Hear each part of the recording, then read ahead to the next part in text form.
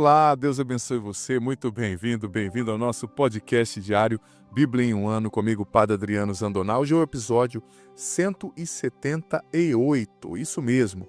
Hoje nós já terminamos o livro de Oséias, ontem, né? Vamos começar o livro de Amós, mas primeiro vamos ler 2 Reis 10, Amós do 1 ao 3 e o Salmo 110. Lembrando, gente, que eu estou usando a Bíblia Católica da internet, que é a Bíblia da Ave Maria. Então, pode ser que haja uma discordância ou outra de uma palavra, etc., mas é essa que eu uso para você poder acompanhar, tá bom? Quero convidar você a compartilhar esse vídeo com mais pessoas, manda no grupo do WhatsApp, manda para no mínimo 3 pessoas para virem rezar com a gente, ouvirem a palavra de Deus. Que bem que faz. Uma nação que ama o Senhor, que conhece a Bíblia, gente, é uma nação abençoada. Então, vamos trabalhar para que mais pessoas conheçam a palavra de Deus, para que mais pessoas amem o Senhor, sabe? Isso é muito importante mesmo. Vamos então ouvir a palavra de Deus. Segundo livro dos Reis, capítulo 10. Havia em Samaria 70 filhos de Acabe. Jeú escreveu uma carta e mandou-a a Samaria aos magistrados da cidade, aos anciãos e aos preceptores dos filhos de Acabe. Dizia na carta: logo que receberdes essa carta, vós que tendes convosco os filhos de vosso soberano, como também carros, cavalos, uma cidade fortificada e armas, escolhei o melhor e o mais qualificado dos filhos de vosso soberano e ponde-o no trono de seu pai.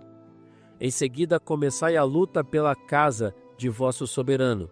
Eles, porém, muito atemorizados, disseram: eis, não o puderam enfrentar, como poderíamos nós resistir-lhe? O prefeito do palácio, o comandante da cidade, os anciãos e os preceptores dos filhos de Acabe mandaram a Jeú a seguinte resposta: nós somos teus servos, faremos tudo o que nos disseres, não elegeremos rei sobre nós, faze como melhor te parecer. Escreveu-lhes Jeú uma segunda carta, na qual dizia: se estais do meu lado, se quereis obedecer às minhas ordens, tomai as cabeças dos filhos de vosso soberano e apresentai-vos a mim amanhã a esta hora em Jezrael. Os filhos do rei, que eram em número de 70, encontravam-se na casa dos grandes da cidade, que os educavam.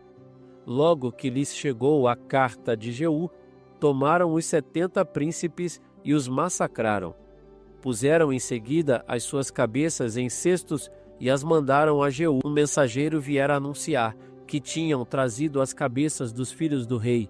Jeú disse: colocai-as em 2 montes, à porta da cidade, até amanhã cedo.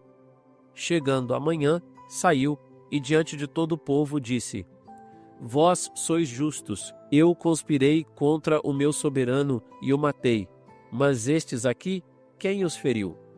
Ficai, pois, sabendo que não se perde nenhuma das palavras pronunciadas pelo Senhor contra a casa de Acabe. O Senhor realizou o que ele havia predito pelo seu servo Elias. Jeú feriu também todos os que restavam da casa de Acabe em Jezrael, todos os seus principais oficiais, seus servos e seus sacerdotes, sem deixar sobreviver um sequer dentre eles. Depois encaminhou-se para Samaria, chegando a Bet-Eked Haroim, que está junto do caminho, encontrou os irmãos de Ocosias, rei de Judá, e perguntou-lhes: quem sois vós? Nós somos irmãos de Ocosias, responderam eles. Descemos para fazer uma visita aos filhos do rei e aos filhos da rainha. Jeú ordenou: tomai-os vivos. Eles os prenderam vivos e os massacraram junto da cisterna de Bet-Eked. De 42 que eram, Jeú não deixou sobreviver um. Deixando aquele lugar, Jeú encontrou Jonadab, filho de Recabe, que vinha ao seu encontro, e saudou-o dizendo: teu coração é leal para comigo, como é o meu para contigo? Sim, respondeu Jonadab. Então, dá-me tua mão. Ele deu a mão, e então Jeú fê-lo montar no seu carro junto dele. Disse-lhe: vem comigo, e verás o zelo que tenho pelo Senhor. E levou-o em seu carro. Tendo entrado em Samaria, exterminou todos os que restavam da casa de Acabe. e destruiu-a completamente, como o Senhor tinha dito a Elias. Jeú convocou todo o povo e dirigiu-lhe a palavra nesses termos: Acabe serviu um pouco a Baal, Jeú o servirá muito mais. Convocai junto de mim todos os profetas de Baal, todos os seus fiéis, todos os seus sacerdotes, não falte um só deles, pois quero oferecer a Baal um grande sacrifício. Todo aquele que faltar perderá a vida, mas isso era simplesmente um laço para destruir todos os adoradores de Baal. Depois dessa publicação, Jeú deu esta ordem: publicai uma assembleia solene em honra de Baal. Depois mandou mensageiros por todo Israel para chamá-los, e os adoradores de Baal comparecerão todos, não faltou nenhum. Reuniram-se no templo de Baal, que ficou lotado de uma extremidade à outra. Jeú disse ao guarda do vestiário: dá vestes a todos os adoradores de Baal. O guarda distribuiu vestes a todos eles. Jeú entrou no templo com Jonadab, filho de Recabe, e disse aos adoradores de Baal: vede bem que não haja convosco nenhum dos que servem ao Senhor, mas somente os adoradores de Baal. Eles entraram, pois, para oferecer os sacrifícios e holocaustos. Ora, Jeú postara 80 homens do lado de fora, e dissera-lhes: aquele dentre vós que deixar escapar um só destes homens que entrego nas vossas mãos, responderá com a própria vida pela do outro. Terminados os holocaustos, ordenou Jeú aos guardas e aos oficiais: entrai e feri-os, não deixeis escapar nenhum deles. E assim caíram todos ao fio da espada. Depois disso, os guardas e oficiais lançaram fora os cadáveres, entraram no santuário do templo de Baal, tiraram dali o ídolo e o queimaram. Derrubaram a estela de Baal e demoliram o templo, transformando-o em privadas que existem ainda hoje. Foi assim que Jeú exterminou Baal de Israel. Todavia, não se desviou dos pecados de Jeroboão, filho de Nabate, que levara Israel ao pecado, pois deixou subsistir os bezerros de ouro de Betel e de Dan. O Senhor disse-lhe: pois que fizeste o que é agradável aos meus olhos, tratando a casa de Acabe como eu o queria, teus filhos ocuparão o trono de Israel durante 4 gerações. Entretanto, Jeú não cuidou de seguir de todo o coração a lei do Senhor, Deus de Israel. Não se desviou dos pecados que Jeroboão levara Israel a cometer. Por aquele tempo, o Senhor começou a diminuir o território de Israel. Hazael derrotou-o em toda a fronteira, desde o Jordão até o Oriente. Submeteu toda a terra de Galaade, os gadenses, os rubenitas, os manasseitas, desde Aroer, que estava sobre a torrente de Arnon, isto é, a terra de Galaade e Bazã. O restante da história de Jeú, tudo o que ele fez, todos os seus feitos, tudo se acha consignado no livro das crônicas dos reis de Israel. Jeú adormeceu com seus pais e foi sepultado em Samaria. Seu filho Joacás sucedeu-lhe no trono. Jeú reinou 28 anos. Em livro do profeta Amós, capítulo 1. Oráculos de Amós, que foi um dos pastores de Tecoa. Revelações que recebeu acerca de Israel no tempo de Osias, rei de Judá, e de Jeroboão, filho de Joás, rei de Israel, 2 anos antes do tremor de terra. Ele diz: o Senhor surgirá de Sião, trovejará de Jerusalém. Os prados dos pastores estarão de luto, o que do Carmelo secará. Oráculo do Senhor: por causa do triplo e do quádruplo crime de Damasco, não mudarei meu decreto, porque esmagaram Galaade com grades de ferro. Porei fogo à casa de Hazael, e esse fogo devorará os palácios de Ben-Hadad. Quebrarei os ferrolhos de Damasco, exterminarei os habitantes do Vale da Injustiça, e o que tem na mão o cetro em casa do prazer. E o povo da Síria será deportado para Quir, diz o Senhor. Oráculo do Senhor: por causa do triplo e do quádruplo crime de Gaza, não mudarei meu decreto, porque deportaram uma multidão de exilados para entregá-los a Edom. porei fogo aos muros de Gaza, e esse fogo devorará os seus palácios. Exterminarei os habitantes de Azoto, e o que tem na mão o cetro em Ascalon. Voltarei minha mão contra Acaron para aniquilar o resto dos filisteus, diz o Senhor Javé. Oráculo do Senhor: por causa do triplo e do quádruplo crime de Tiro, não mudarei meu decreto, porque entregaram uma multidão de cativos a Edom, e não se lembraram do pacto fraterno. Porei fogo aos muros de Tiro, para que esse fogo devore os seus palácios. Oráculo do Senhor: por causa do triplo e do quádruplo crime de Edom, não mudarei meu decreto, porque perseguiu seu irmão com a espada, abafando toda a compaixão, e porque sua cólera não cessa de despedaçar, e persiste em guardar perpetuamente rancor. Porei fogo em Temã, o qual devorará os palácios de Bósra. Oráculo do Senhor: por causa do triplo e do quádruplo crime dos amonitas, não mudarei meu decreto, porque rasgaram os ventres das mulheres grávidas de Galaad, a fim de dilatar suas fronteiras. Porei fogo aos muros de Rabá, para que devore seus palácios. Em meio aos gritos de guerra, no dia da batalha, no meio do turbilhão, no dia da tempestade.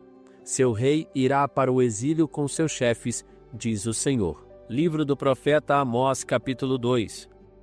Oráculo do Senhor: por causa do triplo e do quádruplo crime de Moabe, não mudarei meu decreto, porque queimou os ossos do rei de Edom até reduzi-los a cal. Porei fogo a Moabe, e ele consumirá os palácios de Cariote. No túmulo perecerá Moabe, entre gritos de guerra e sons de trombeta. Exterminarei o seu juiz e farei perecer com ele todos os chefes, diz o Senhor. Oráculo do Senhor: por causa do triplo e do quádruplo crime de Judá, não mudarei meu decreto, porque desprezaram a lei do Senhor e não observaram seus mandamentos, e porque se deixaram transviar por seus falsos deuses, que já seus pais tinham honrado. Porei fogo a Judá, e ele devorará os palácios de Jerusalém. Oráculo do Senhor: por causa do triplo e do quádruplo crime de Israel, não mudarei meu decreto, porque vendem o justo por dinheiro e o pobre por um par de sandálias, porque esmagam no pó da terra a cabeça do pobre e transviam os pequenos, porque o filho e o pai dormem com a mesma jovem, o que é uma profanação do meu santo nome, porque se estendem ao pé de cada altar sobre vestes recebidas em penhor, e bebem no templo do seu Deus o vinho dos que foram multados. E todavia fui eu que exterminei diante deles os amorreus, cuja estatura se iguala à dos cedros, e que eram fortes como os carvalhos. Destruí seus frutos de cima e as riquezas de baixo. Fui eu que vos tirei do Egito e vos conduzi, através do deserto, durante 40 anos, para vos dar a posse da terra dos amorreus. Suscitei profetas dentre os vossos filhos, e nazarenos dentre os vossos jovens. Não é assim, filhos de Israel? Oráculo do Senhor. Mas vós fizestes beber vinho aos nazarenos e proibistes aos que profetizassem. Pois bem, eis que vou fazer-vos ranger como um carro carregado de feno. Não haverá mais fuga possível para o homem ágil, o forte não encontrará mais sua força, o valente não salvará a sua vida, o arqueiro não poderá resistir, nem o homem de pés ligeiros poderá escapar, nem o cavaleiro salvará sua vida. E o mais corajoso dos valentes fugirá nu naquele dia. Oráculo do Senhor. Livro do profeta Amós, capítulo 3. Ouvi, israelitas, o oráculo que o Senhor pronunciou contra vós, contra todo o povo, disse ele, que tirei do Egito. Entre todas as raças da terra, só a vós conheço. Por isso vos castigarei por todas as vossas iniquidades. Porventura caminharão juntos 2 homens que não tiveram chegado previamente a um acordo? Rugirá por acaso o leão na floresta, sem que tenha achado alguma presa? Gritará o leãozinho no covil, se não tiver apanhado alguma coisa? Cairá o pardal no laço posto no solo, se a armadilha não estiver armada? O laço se levantará da terra sem ter apanhado alguma coisa? Tocará o alarme na cidade sem que o povo se assuste? Virá uma calamidade sobre uma cidade sem que o Senhor a tenha disposto? Porque o Senhor Javé nada faz sem revelar seu segredo aos profetas, seus servos. O leão ruge, quem não temerá? O Senhor Javé fala, quem não profetizará? Proclamai este oráculo nos palácios de Azoto, nos palácios do Egito. Clamai, juntai-vos nos montes da Samaria, e vede quantas desordens há nessa cidade, quanta violência se pratica no seu seio. Não sabem fazer o que é reto, oráculo do Senhor. Amontoam em seus palácios o fruto de suas violências e de seus roubos. Por isso, assim diz o Senhor Javé: eis o inimigo a invadir a terra, ele aniquilará a tua força, teus palácios serão pilhados, oráculo do Senhor. O pastor só consegue arrancar da boca do leão 2 pernas e uma ponta de orelha.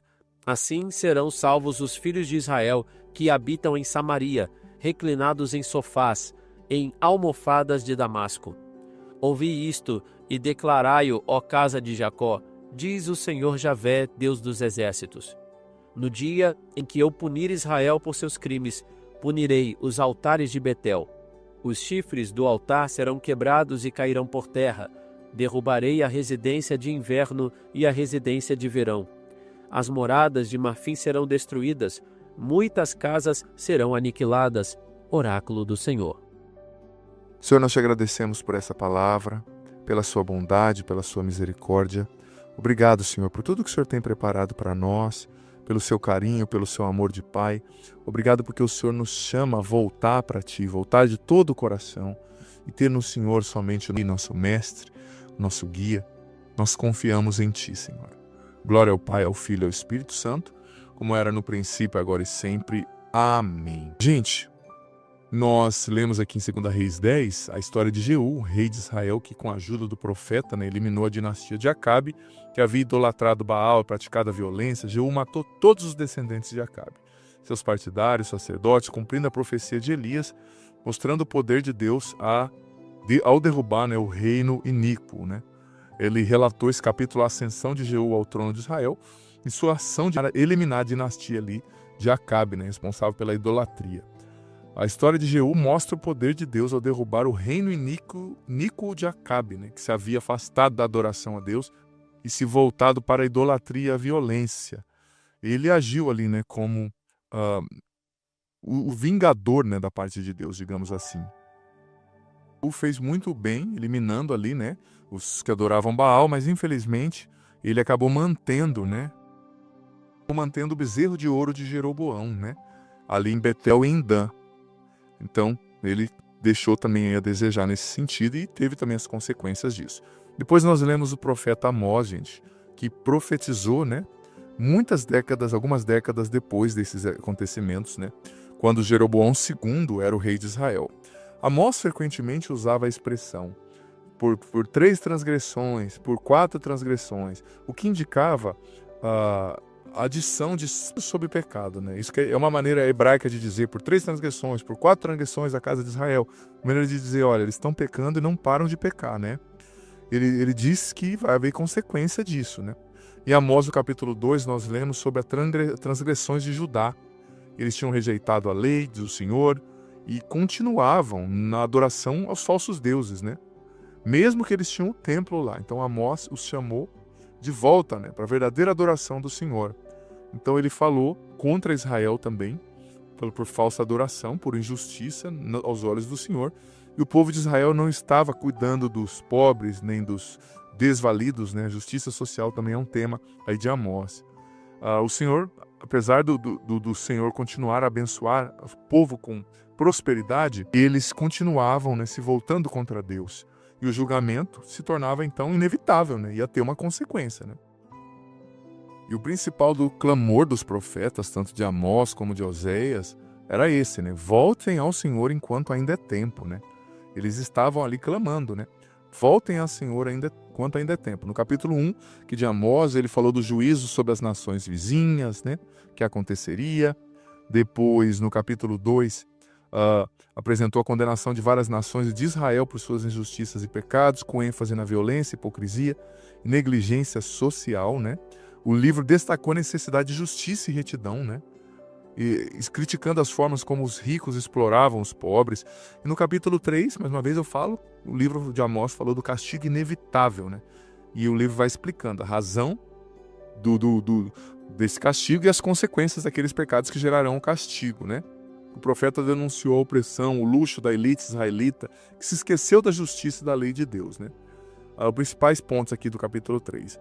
Amós destaca que Deus usa os profetas para comunicar sua palavra e advertir sobre as consequências do pecado. Mais uma vez digo, né, que o capítulo denunciou a riqueza e o luxo da elite que se esqueciam dos pobres. Advertência sobre o julgamento. Amós também alertou aqueles que rejeitavam a justiça e a voz dos profetas que serão punidos por Deus. E o livro de Amós enfatiza que a justiça social, ou seja, o cuidado com os pobres, com os idosos, com os doentes, é uma exigência fundamental da aliança com Deus. Não tem como a pessoa dizer eu sou de Deus, eu amo a Deus, eu respeito a Deus, se ela não cuida dos necessitados, né? É um contrassenso mesmo. Então, nós que somos cristãos, católicos, cristãos em geral, temos que nos preocupar com os pobres. Isso não tem nada a ver com ideologia. Isso tem a ver com religião, né? Jesus falou isso no sermão escatológico. No final de Mateus, no final dos evangelhos sinóticos. Vamos rezar juntos agora o Salmo 110. Aleluia! Louvarei o Senhor de todo o coração, na assembleia dos justos e em seu conselho. Grandes são as obras do Senhor, dignas de admiração de todos os que as amam. Sua obra é toda ela majestade e magnificência, e eterna a sua justiça. Memoráveis são suas obras, maravilhosas. O Senhor é clemente e misericordioso. Aos que o temem deu-lhes sustento. Será lembrada eternamente a sua aliança. Mostrou ao seu povo o poder de suas obras, dando-lhe a herança das nações pagãs. As obras de suas mãos são verdade e justiça, imutáveis os seus preceitos, irrevogáveis pelos séculos eternos, instituídos com justiça e equidade. Enviou a seu povo a redenção, concluiu com ele uma aliança eterna. Santo e venerável é seu nome. O temor do Senhor é o começo da sabedoria. Sábios são aqueles que o adoram, sua glória subsiste eternamente. Glória ao Pai, ao Filho e ao Espírito Santo, como era no princípio, agora e sempre. Amém. O Senhor esteja convosco, Ele está no meio de nós. Desça sobre vós a bênção do Deus Todo-Poderoso, Ele que é Pai, Filho e Espírito Santo. Amém. Um ótimo dia para você.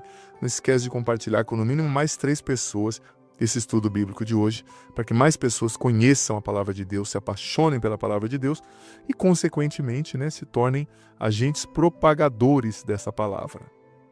Que bom ter você aqui nesse podcast diário. Leia a Bíblia comigo em um ano, a Bíblia inteira. Você é convidado a viver essa aventura de conhecer a Sagrada Escritura. Se você está chegando hoje, você pode começar a partir daqui. A partir de hoje, vai acompanhando a cada dia e você vai depois ouvindo os episódios anteriores. Vai no começo da playlist, a Bíblia em um ano, hoje você ouve o do dia de hoje e ouve o do primeiro. Amanhã, o do dia de amanhã e o segundo. E assim você vai, consequentemente, gradativamente, ouvindo os episódios anteriores e fazendo parte dessa playlist ao longo desse ano, lendo a Bíblia inteira com a minha explicação. Olha, vem fazer parte, seja perseverante, você vai colher frutos maravilhosos. E lembrando que o vídeo entra sempre ao meio-dia, mas fica aqui. Você pode ouvi-lo no momento que você quiser, na playlist Bíblia em um ano. Vá desde o começo, aprenda a Sagrada Escritura, você vai receber muitas bênçãos. Bem-vindo e se inscreva no canal. Vem fazer parte da nossa família. Fazer parte da nossa família. Fazer parte da nossa família. Fazer parte.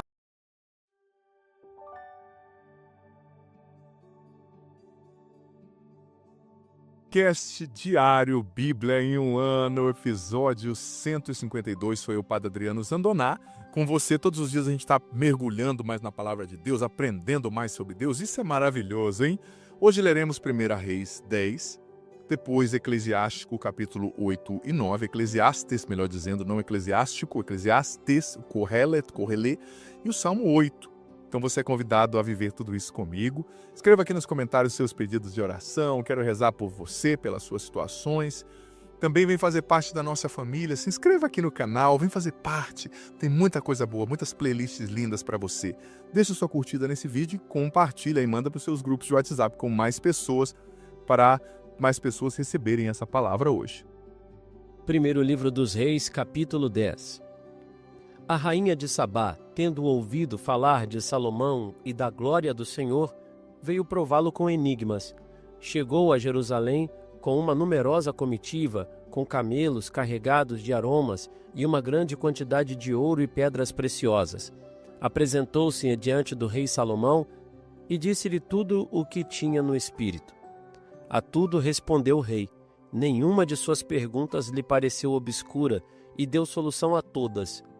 Quando a rainha de Sabá viu toda a sabedoria de Salomão, a casa que ele tinha feito e os manjares de sua mesa, os apartamentos de seus servos, as habitações e uniformes de seus oficiais, os copeiros do rei e os holocaustos que ele oferecia no templo do Senhor, ficou estupefata e disse ao rei: É bem verdade o que ouvi a teu respeito e de tua sabedoria na minha terra.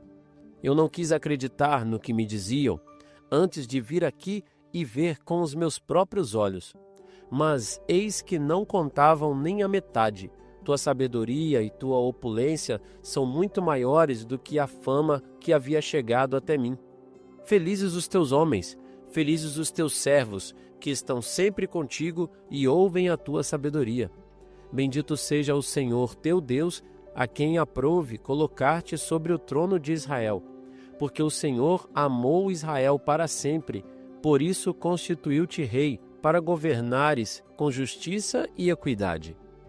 Presenteou o rei com 120 talentos de ouro e grande quantidade de perfumes e pedras preciosas. Não apareceu jamais uma quantidade de aromas tão grande como a que a rainha de Sabá deu ao rei Salomão. A frota de Hiram, que trazia o ouro de Ofir, trouxe também grande quantidade de madeira de sândalo e pedras preciosas. Com este sândalo, fez o rei balaustradas para o templo do Senhor, assim como harpas e flautas para os músicos do palácio real. E desde então não se transportou mais dessa madeira de sândalo e não se viu mais até o dia de hoje. O rei Salomão deu à rainha de Sabá tudo o que ela desejou e pediu, além dos presentes que ele mesmo lhe fez com real habilidade. E a rainha retomou o caminho de volta com sua comitiva. O peso de ouro que era levado anualmente a Salomão era de 666 talentos, sem contar o que ele recebia dos vendedores ambulantes e do tráfico dos negociantes, dos reis da Arábia e de todos os governadores da terra. O rei Salomão mandou fazer 200 escudos de ouro batido, empregando em cada um 600 siclos de ouro, e 300 escudos menores de ouro batido, empregando em cada um 3 minas de ouro, e colocou-os no pavilhão da floresta do Líbano. Mandou fazer também um grande trono de marfim revestido de ouro fino. O trono tinha 6 degraus. A parte superior do espaldar era arredondada. Havia de cada lado do assento 2 braços, juntos dos quais se achavam figuras de 2 leões. Havia outros 12 leões postos nos degraus, 6 de cada lado.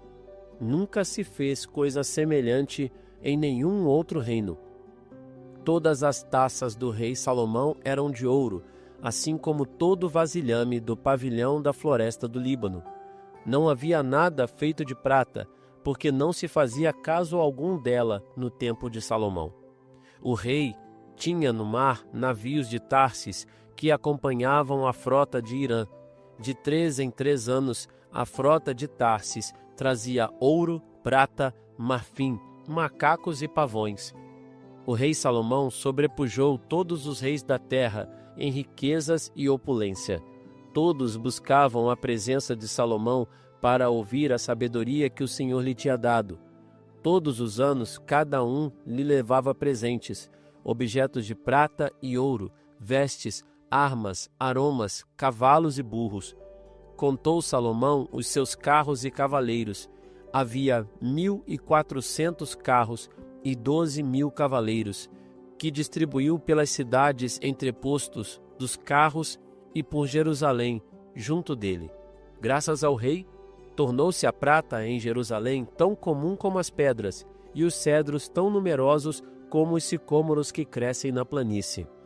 Vinham do Egito os cavalos de Salomão, uma caravana de mercadores do rei ia comprá-los ali, por um preço estabelecido. Uma quadriga trazida do Egito custava-lhe 600 siclos de prata e um cavalo 150 siclos. Do mesmo modo, exportavam cavalos para todos os reis dos Hiteus e da Síria. Livro do Eclesiastes, capítulo 8. Quem é comparável ao sábio? Quem conhece a razão das coisas? A sabedoria de um homem ilumina-lhe o semblante e abranda-lhe a severidade de sua face. Observa as ordens do rei, e isso por causa do juramento feito a Deus. Não te apresses a sair de sua presença, não te comprometas com um mau negócio, porque o rei faz tudo o que lhe apraz.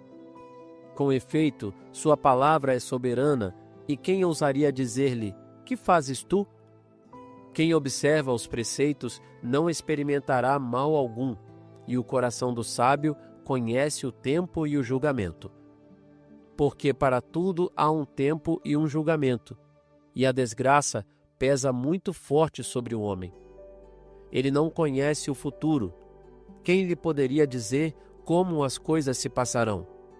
O homem não é senhor de seu sopro de vida, nem é capaz de retê-lo. Ninguém tem poder sobre o dia da morte, nem a faculdade de afastar esse combate. O crime não pode salvar o criminoso. Eis o que eu vi, aplicando meu espírito a tudo o que se faz debaixo do sol, quando um homem domina sobre outro homem para prejudicá-lo. Vi ímpios receberem sepultura e gozarem de repouso, enquanto aqueles que tinham feito o bem iam para longe do lugar santo e eram esquecidos na cidade. Isso é ainda fugacidade, porque a sentença contra os maus atos não é executada imediatamente. O coração dos homens se enche do desejo de fazer o mal, porque o pecador, culpado de 100 crimes, vê sua vida prolongada. Eu sei, no entanto, que a felicidade é para os que temem a Deus, porque respeitam a sua face. Mas não haverá felicidade para o ímpio que, como sombra, não prolongará sua vida, porque ele não teme a Deus. Há outra fugacidade que acontece sobre a terra. Há justos aos quais acontece o que conviria ao proceder de ímpios, e há ímpios aos quais acontece o que conviria ao proceder de justos. Digo que isso também é fugacidade.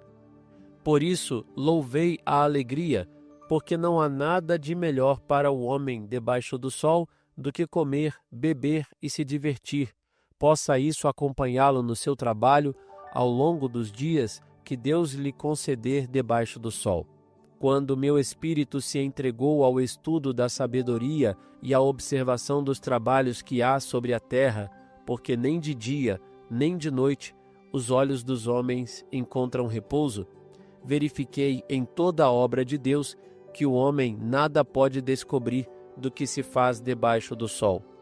Ele se fatiga a investigar, mas não encontra, e se mesmo um sábio pensa ter alcançado, isso não acontecerá. Livro do Eclesiastes, capítulo 9. Apliquei então meu espírito ao esclarecimento de tudo isso. Os justos e sábios, com todas as suas obras, estão na mão de Deus. O homem ignora se isso será amor ou ódio. Tudo é possível. Todos têm um só destino. Há uma sorte idêntica ao justo e ao ímpio, ao que é bom como ao que é impuro, ao que oferece sacrifícios como ao que deles se abstém. O homem bom é tratado como o pecador, e o perjuro como o que respeita seu juramento. Entre tudo o que se faz debaixo do sol, é uma desgraça só existir para todos um mesmo destino. Por isso, o espírito dos homens transborda de malícia. A loucura ocupa o coração deles durante a vida. depois da qual vão para a casa dos mortos. Porque, enquanto um homem permanece entre os vivos, ainda há esperança, pois mais vale um cão vivo do que um leão morto. Com efeito, os vivos sabem que hão de morrer, mas os mortos de nada sabem. Para eles não há mais recompensa, porque sua lembrança jaz no esquecimento. Amor, ódio e inveja acabaram. Não terão mais parte alguma para o futuro no que se faz debaixo do sol. Ora, pois, come com alegria o teu pão e bebe contente o teu vinho, porque Deus se agrada de teus trabalhos. Traja sempre vestes brancas e haja sempre azeite perfumado em tua cabeça. Desfruta da vida com a mulher que amas, durante todos os dias da fugitiva e vã existência que Deus te concede debaixo do sol. Esta é a tua parte na vida, o prêmio do labor a que te entregas debaixo do sol. Tudo o que tua mão encontra para fazer, faze-o com todas as tuas faculdades, pois que, na região dos mortos para onde vais, não há mais trabalho, nem ciência, nem inteligência, nem sabedoria.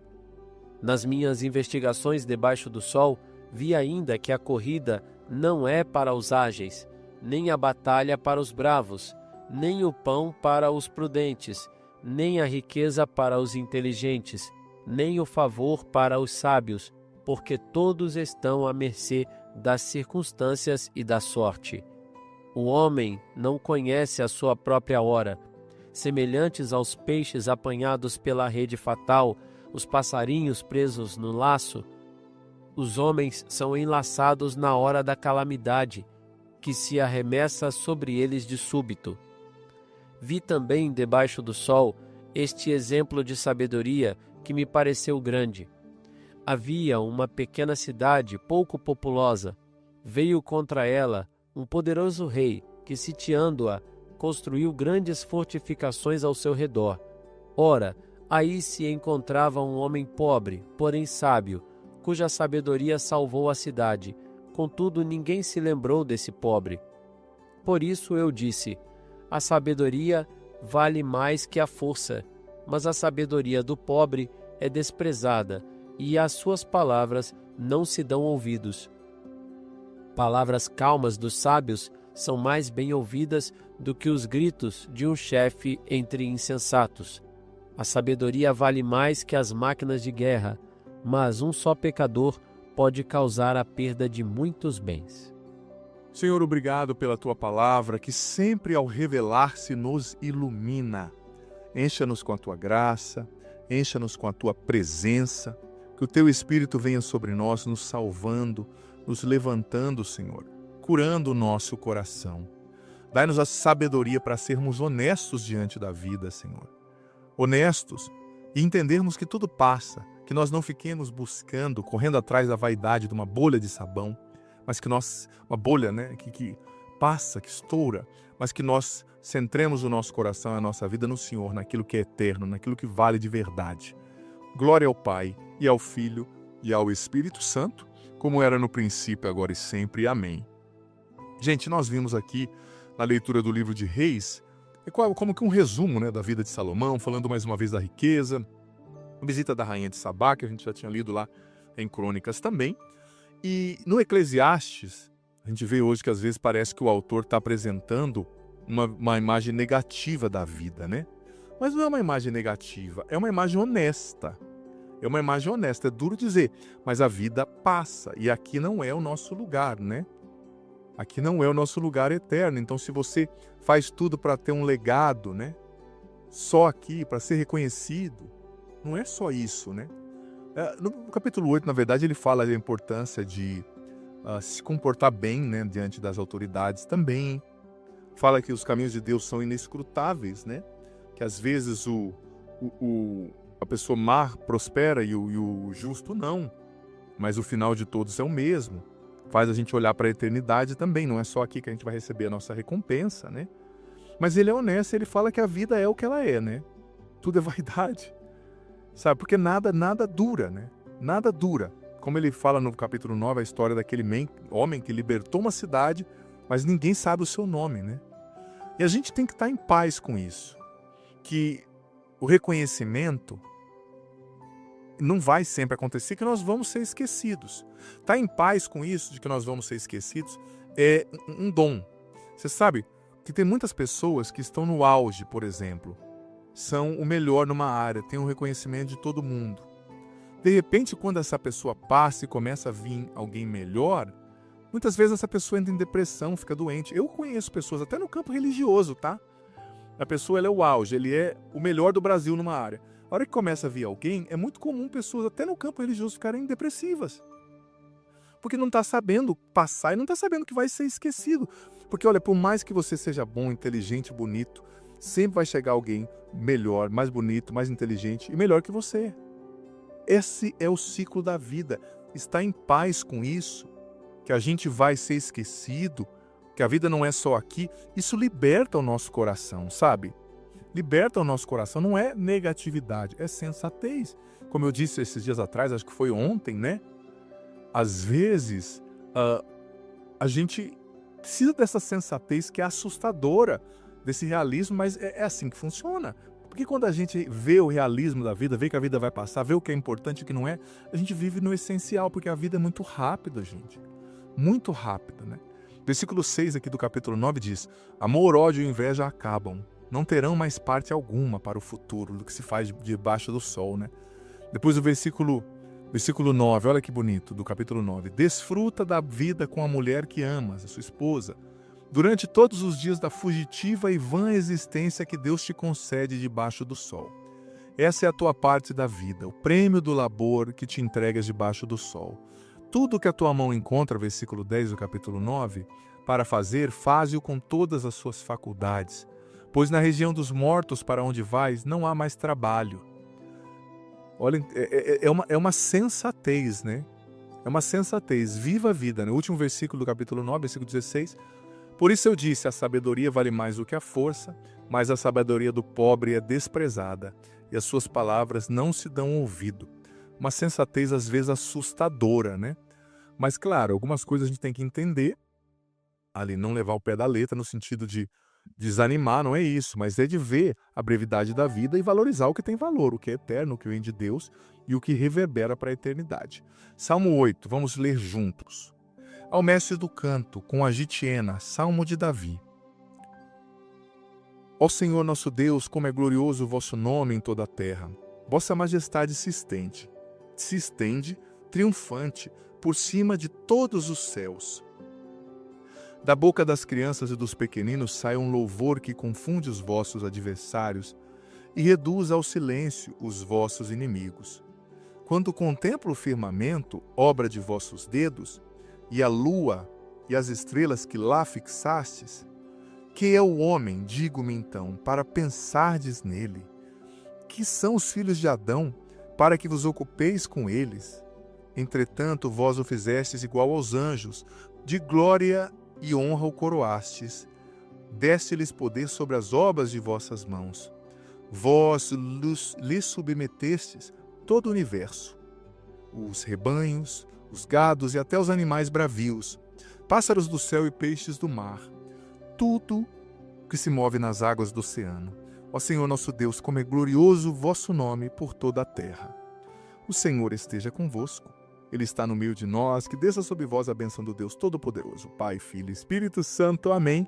Por favor, não deixa de compartilhar, viu? Com mais pessoas, no mínimo 3 pessoas, essa leitura, esse estudo da Bíblia de hoje, manda também nos seus grupos de WhatsApp.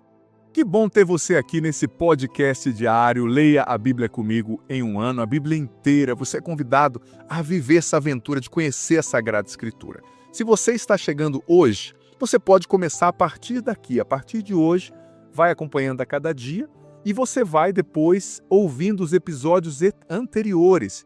Vai no começo da playlist, a Bíblia em um ano, hoje você ouve o do dia de hoje e ouve o do primeiro, amanhã o do dia de amanhã e o segundo. E assim você vai, consequentemente, gradativamente, ouvindo os episódios anteriores e fazendo parte dessa playlist ao longo desse ano, lendo a Bíblia inteira com a minha explicação. Olha, vem fazer parte, seja perseverante, você vai colher frutos maravilhosos. E lembrando que o vídeo entra sempre ao meio-dia, mas fica aqui Você pode ouvi-lo no momento que você quiser, na playlist Bíblia em um Ano. Vá desde o começo, aprenda a Sagrada Escritura, você vai receber muitas bênçãos. Bem-vindo e se inscreva no canal. Vem fazer parte da nossa família. Fazer parte da nossa família. Fazer parte da nossa família.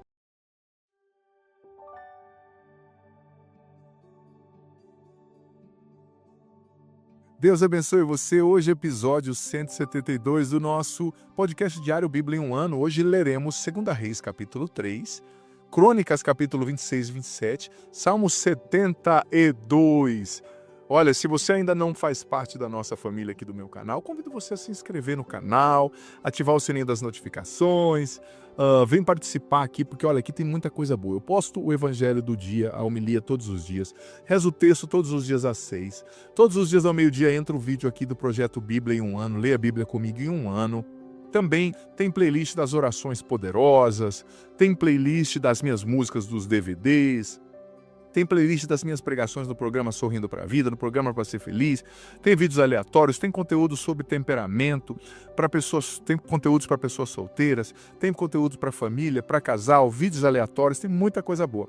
Vem participar, tá bom? Vamos ouvir a palavra do Senhor. Segundo livro dos Reis, capítulo 3. No 18º ano de Josafá, rei de Judá, Jorão, filho de Acabe, tornou-se rei de Israel em Samaria e reinou durante 12 anos. Fez o mal aos olhos do Senhor, mas não tanto quanto seu pai e sua mãe, porque tirou a estela que seu pai tinha erigido a Baal. Perseverou, todavia, nos pecados de Jeroboão, filho de Nabate, que fez pecar Israel, e não se apartou deles. Mesa, rei de Moabe, possuidor de muitos rebanhos, pagava ao rei de Israel, à guisa de tributo, 100.000 cordeiros e a lã de 100.000 carneiros. Morrendo, porém, Acabe, ele libertou-se do rei de Israel. O rei Jorão saiu de Samaria e passou em revista todo Israel. Em seguida, mandou dizer a Josafá, rei de Judá: o rei Moabe rebelou-se contra mim. Queres vir comigo para atacá-lo? Sim, respondeu Josafá.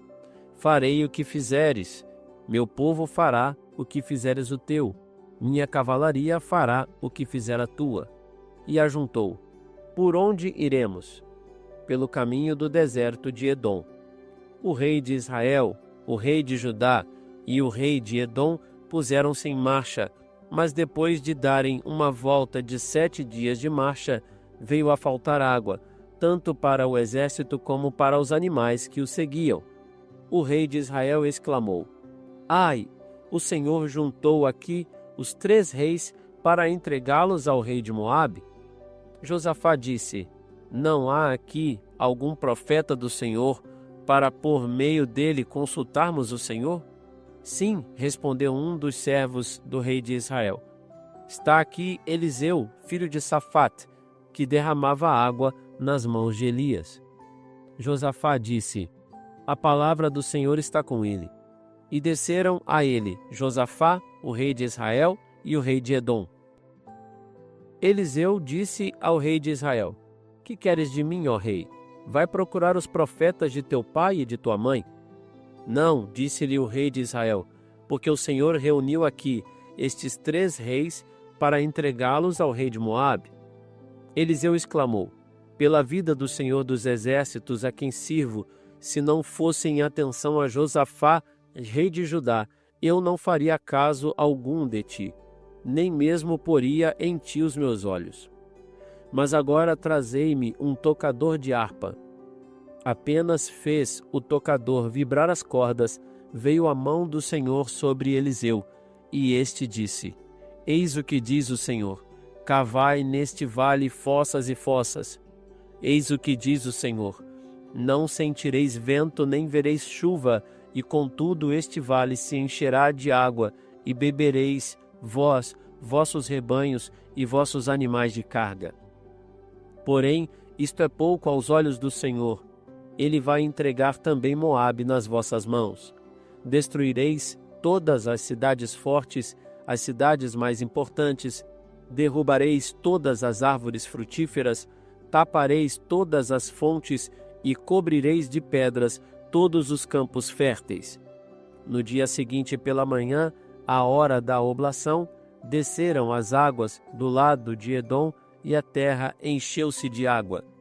Ouvindo os moabitas que aqueles reis vinham atacá-los, mobilizaram todos os que estavam na idade de pegar em armas e foram para a fronteira.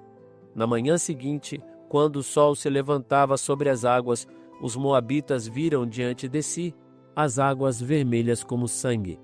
"É sangue!" exclamaram eles. Os reis pelejaram entre si e destruíram-se mutuamente. "Vamos, Moabe, à presa!" Logo, porém, que chegaram para atacar o acampamento dos israelitas, levantaram-se e feriram os moabitas que fugiram diante deles. E enquanto os feriam, iam penetrando mais adentro na sua terra. Destruíram as cidades, encheram toda a terra fértil de pedras que cada um lançou. Entupiram todas as fontes, derrubaram todas as árvores frutíferas, de modo que só ficaram as pedras da cidade de Kir-Hares, que tinha sido cercada e atacada pelos atiradores de funda. Vendo o rei de Moabe que perdia o combate, tomou consigo 700 homens armados de espada para abrir caminho até o rei de Edom, mas não conseguiu. Tomando então seu filho primogênito, que deveria reinar depois dele, ofereceu-o em holocausto sobre a muralha. Isso provocou uma tal indignação entre os israelitas que estes se retiraram e voltaram para a sua terra. Segundo livro das Crônicas, capítulo 26.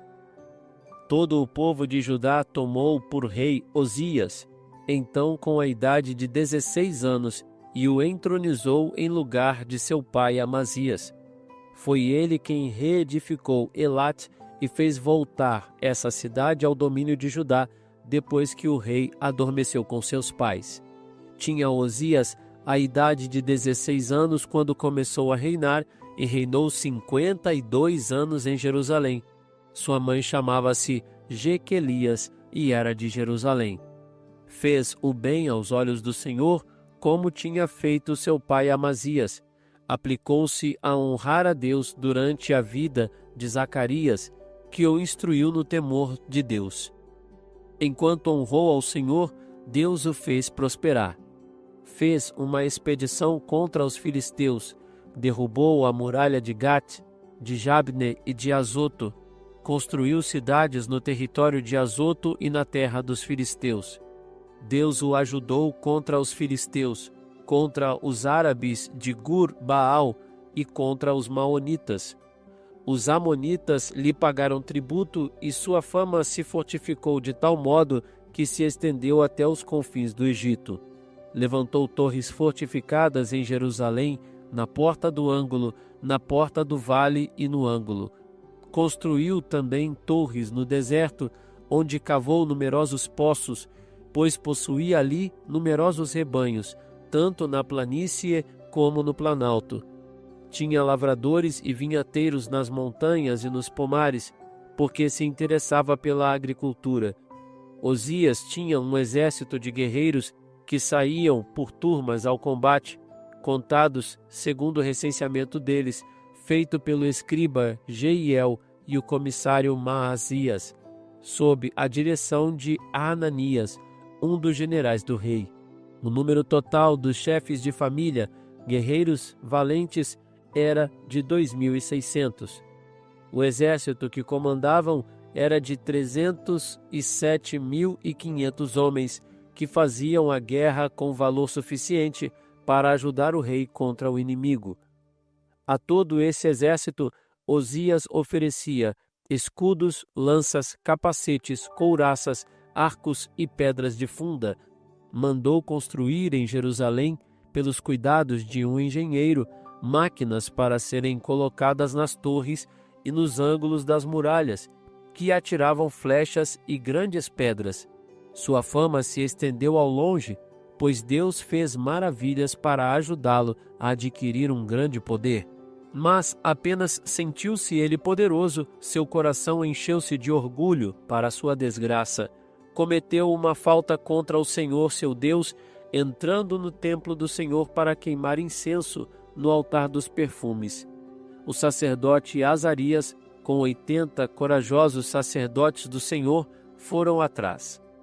Resistiram ao rei Osias e lhe disseram: Não compete a ti, Osias, queimar incenso ao Senhor, mas aos sacerdotes da estirpe de Aarão, que foram consagrados para este fim. Sai do santuário, porque prevaricaste, e isso não será para ti honra diante do Senhor Deus. Então Osias, tendo na mão o turíbulo, encolerizou-se, mas, durante esse acesso de cólera, apareceu a lepra em sua fronte, ali, no templo do Senhor, na presença dos sacerdotes, diante do altar dos perfumes. O sumo sacerdote Azarias e todos os outros sacerdotes, olhando-o, viram essa lepra que ele tinha na fronte. Precipitadamente fizeram-no sair. Aliás, ele próprio se apressou em sair, sentindo-se ferido pelo Senhor. O rei Osias ficou leproso até a morte. Como tal, viveu numa casa isolada. Estava excluído do templo do Senhor, e seu filho Joatão governava o palácio e julgava o povo da terra. O profeta Isaías relatou os outros atos de Osias, desde os primeiros até os últimos. Osias adormeceu entre seus pais e foi sepultado perto deles, no campo da sepultura dos reis, porque diziam: ele era leproso.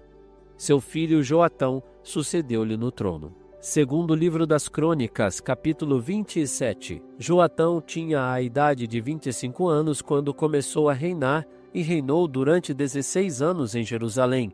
Sua mãe chamava-se Jerusa e era filha de Sadoc. Fez o bem aos olhos do Senhor e seguiu as pegadas de seu pai Osias, exceto que não entrou no templo do Senhor. Mas o povo continuava a se corromper. Foi Joatão quem construiu a porta superior do templo do Senhor e trabalhou muito no muro de Ofel. Construiu cidades na montanha de Judá, fortes e torre nas matas. Fez guerra ao rei dos Amonitas e venceu-os. Nesse ano, os Amonitas pagaram-lhe um tributo de 100 talentos de prata, 10.000 coros de trigo e 10.000 de cevada. Fizeram o mesmo no segundo e no terceiro ano. Joatão tornou-se assim muito poderoso, porque ele andava com firmeza nos caminhos do Senhor seu Deus. Os outros atos de Joatão, suas ações e feitos, suas guerras, tudo isso está relatado no livro dos reis de Israel e de Judá. Tinha 25 anos quando começou a reinar, e reinou 16 anos em Jerusalém. Joatão adormeceu entre seus pais e foi sepultado na cidade de Davi. Seu filho Acás sucedeu-lhe no trono. Senhor, obrigado pela tua palavra e dá-nos a graça de em todas as nossas batalhas, todas, nós ouvirmos sempre a sua voz, Senhor, antes de agir, antes de fazer qualquer coisa. Ajuda-nos, Senhor, a te obedecer. Ajuda-nos, Senhor, a sermos pessoas que têm o coração centrado na tua vontade, os olhos fixos em ti, um coração, Senhor, em conformidade com o teu coração. Liberta-nos da idolatria, liberta-nos da mentira, liberta-nos da preguiça espiritual. Glória ao Pai, ao Filho e ao Espírito Santo, como era no princípio, agora e sempre. Amém. Gente, em 2 Reis, capítulo 3, nós vimos aqui a história da coalizão de 3 reis, né? O rei de Israel, o rei de Judá e o rei de Moabe contra o rei de Edom, né? A guerra foi iniciada por uma rebelião ali, né? Contra Israel, e o rei de Israel pediu ajuda aos reis de Judá e de Edom para combater a rebelião, né? A rebelião dos Moabitas, né? Foi justamente, ele pediu ajuda a Edom para combater a rebelião. A história também incluiu ali a intercessão do profeta Eliseu, né? Que guiou o rei de Israel para ajudar a vencer a batalha, né? Essa rebelião dos Moabitas contra Israel, liderados pelo rei Joasafá. A coalizão foi do rei de Israel, Joasafá, que procura a ajuda dos reis de Judá e de Edom para combater os Moabitas.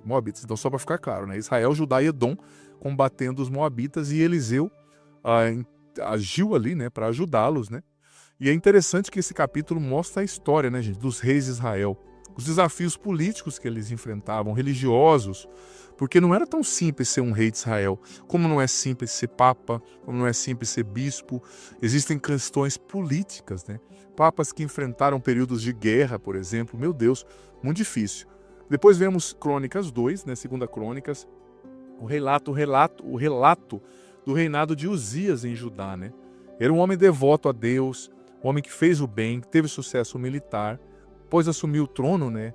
Ele fez o que era certo, ele não quis reinar segundo a sua cabeça, segundo as suas próprias ideias. Ele buscou a Deus e, sob a orientação ali do profeta Zacarias, ele prosperou, porque ele ouviu Deus, né?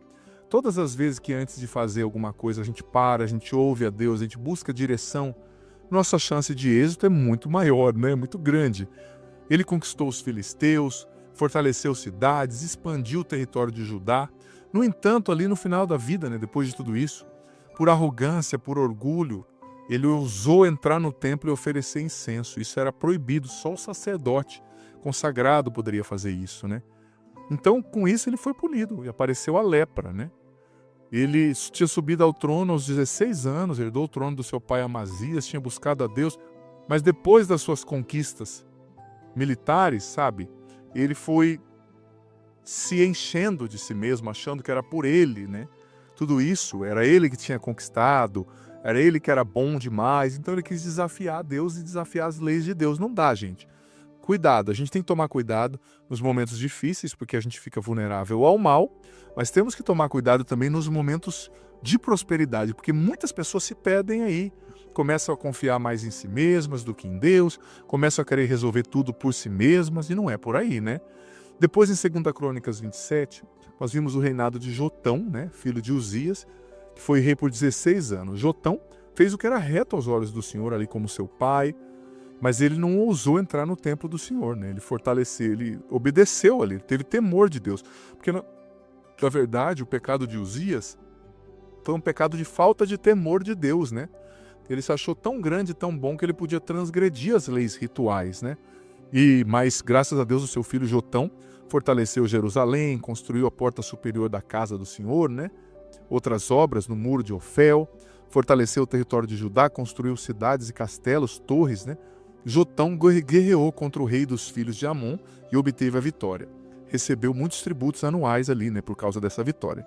Ele governou com sabedoria e confiança em Deus, buscando o bem-estar do povo, né, o bem-estar do reino, a fidelidade a Deus. Reinou, né, por 16 anos. Olha só, um reinado justo, um reinado bom. Com tanto rei ruim que a gente tem visto aqui, né, nesses dias, alegra muito o nosso coração, né, ver um bom rei fazendo um bom trabalho, né, obedecendo a Deus. Gente, viver em obediência a Deus, dizendo não ao pecado, é sempre o melhor caminho, tá? A gente sempre colhe frutos maravilhosos disso. Que o Senhor nos ajude a sermos fiéis também. Olha, o Salmo 72, que é oração pelo reinado ideal, pedido de justiça, paz e prosperidade, é a tarefa hoje, é a leitura complementar para você ler aí, viu? Não saia sem ler. Isso é muito importante mesmo. E busque em tudo fazer a vontade de Deus, fazer as coisas do jeito de Deus, tá? Faça do jeito de Deus e não deixe o orgulho crescer no seu coração. Seja sempre humilde e reconheça que quem te dá as vitórias é Deus.